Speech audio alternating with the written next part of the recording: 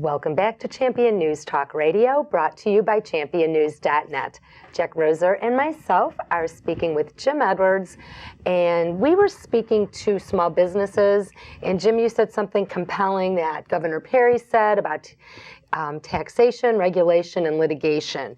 Now, you said you've been speaking to a lot of potential candidates around the state, and they believe in these principles where we need to start bringing some of these folks in as lawmakers with the political will to start creating a Illinois with a vibrant economy.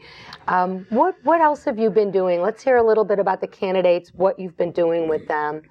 Well, we're working with a number of candidates, both on the Senate side, Illinois Senate I'm speaking of, and the House side. The PAC is an Illinois PAC. What so PAC we deal is with that? The Republican Renaissance PAC. Now, the Republican Renaissance PAC is an Illinois PAC. That's right. And they can take donations from our listeners, is that correct? That's right. And we need them. If we're going to help these candidates, we need help from folks out there that want to get these guys elected. How do they? When I say guys, I mean men and women. There's some great women. How do our listeners contact the Republican Renaissance PAC? Well, they can call us at 847-428-0363. They can go on the website, irpac.com. Wait, say irpac.com. PAC.com. And our listeners can donate to this PAC. Now, you were saying you're meeting with... Or they can send it, to 8 East Main Street, Republican Renaissance PAC, 8, the number 8, East Main Street, Carpentersville, Illinois. And by them donating to this PAC, investing in the PAC, what type of candidates is this PAC looking for? Well, we are supporting somewhere around 70 candidates between Chicago and out of Chicago, all over the state of Illinois, both in the Senate and in the House. And these people are, once again, they're people that believe in small business. They believe in those principles.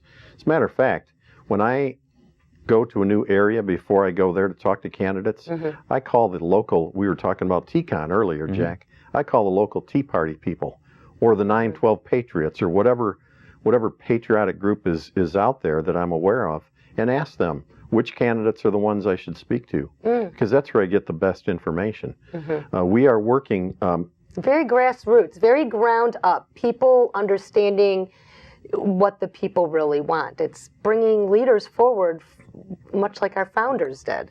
Well, the Tea Party people are interested in lower taxes, less government, people that believe in the Constitution, the way it's written, not as a living Constitution. Values. And most of them believe in free markets, which have built this country. What did you say, Jack? Values to victory? That's a good slogan. That's Jack's slogan for 2012. Yes, it is. And that really is what it's about, is to bring the Tea Party people with their various approaches to values and to politics, to bring together into a cohesive whole, and to take over the bottom end of the Republican Party and some of the top as well, and convert their values into victory.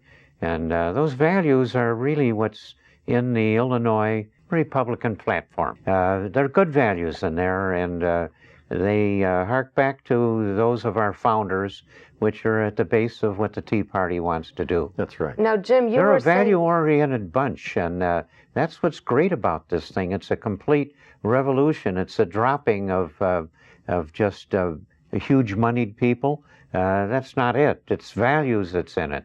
And it's not the socialistic values of it. It's the values of the individual with his energy released because he's an American with confidence, that in decency and the ability of the individual. We're releasing the initiative, like every good coach knows. American exceptionalism. Yes, it is. These are the candidates that you have been meeting through a lot of these grassroots organizations, such as the Tea Party, the 912ers, this American populist movement, which is kind of how our founders envisioned our republic to be anyway, is that people go and serve the government, and then they come back and they do their small businesses. Well, you look at the federal level, and it's just laughable, although it's scary at the same time that the media and the Democrats are criticizing the Republicans.